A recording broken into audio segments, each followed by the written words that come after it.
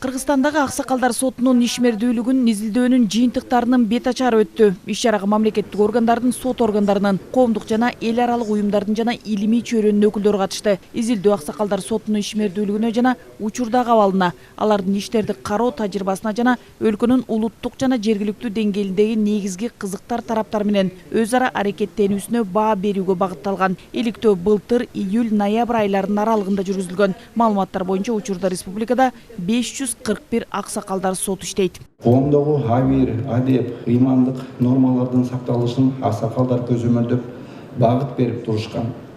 Илгертеден эле нартуу, кадыр бартуу аксакалдарга кайрылып, талаш тартышты ортого салып, ырбатпай чечип алуу элибизде салтка айланган. Ар кандай талаш тартыштарды калыс жана адилет чечүү менен катар аксакалдар мамлекетти башкарууга да түздөн түз катышкан.